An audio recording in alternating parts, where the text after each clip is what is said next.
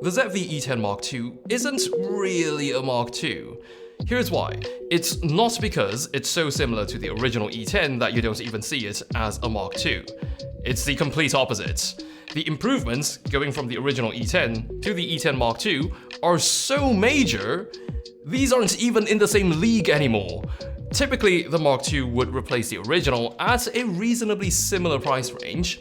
The Mark II now sits at a price range significantly above the E10, while the E10 continues to be offered as the more affordable option. So the ZV-E10 Mark II is really a new offering that sits perfectly in the gap between the E10 and the full-frame E1. I don't usually include a hotel room tour segment in my product reviews, but I'll make an exception this time round because the room upgrade I applied for got approved, and the actual room I ended up with is so much bigger than I possibly anticipated. This is the chocolate chip cookie they handed to me at check-in. It was still warm when they passed it over. They actually gave me two, I finished one already, so I'm just gonna save this for later.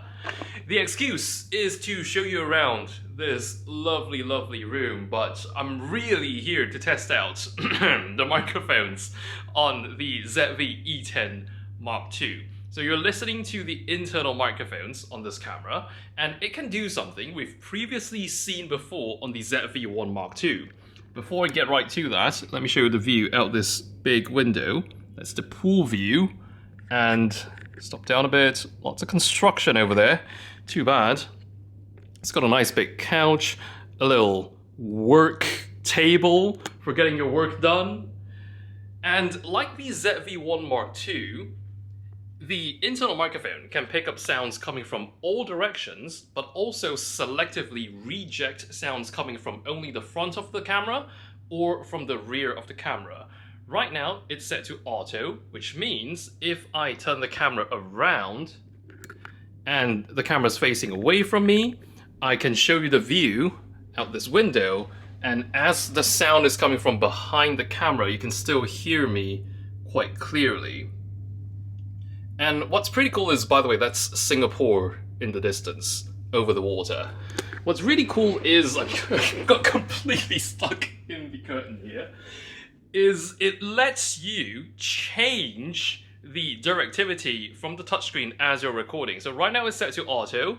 If I tap it once, it gets set to front. Tap it one more time, it goes all directions. Tap it one more time, it goes to rear.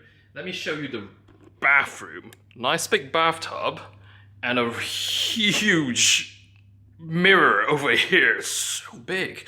Me for scale. Bathroom. This is where the pooping happens.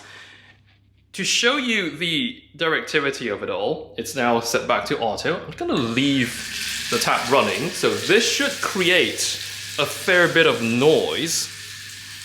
And I'm going to point the camera at me away from the noise. So the noise is coming from directly behind the camera. If I set the directivity to front, it's going to pick up my voice as I'm talking, and it's supposed to reject all that water noise that's coming from behind the camera. If I tap it one more time, it gets set to all directions, so it includes my voice talking to you, as well as the tap running in the background. Tap it once more, it gets set to rear, so right now it's rejecting my voice and picking up just the noise from the background. So let me go ahead and tap it one more time and set it back to auto, and once it detects a face in the frame, it's going to set it to front automatically. So let me go ahead and shut the tap off. And this is one of the biggest rooms I've checked into yet. Very big. The ZV-E10 Mark II is also compatible with Sony's newer digital microphones like the ECM M1 I've got here. In fact, actually let me put this on the camera real quick. And there we go, you're now listening to the ECM M1 going straight into the MI shoe of the ZV-E10 Mark II.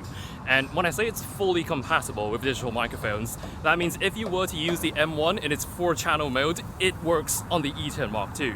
I've actually swapped out my main camera here in the studio with the ZV-E10 Mark II. And right now the E10 Mark II is already doing something which my A7S Mark III cannot.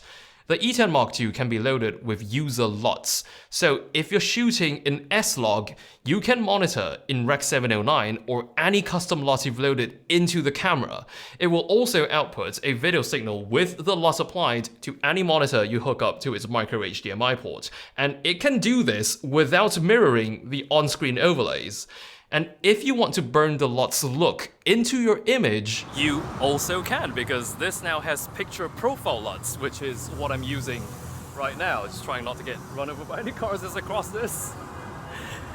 So it's a custom LUT that I've loaded into the camera, and once I've set it up as a picture profile LUT or PP LUT, as long as I make sure my exposure is properly taken care of, my footage is basically good to go.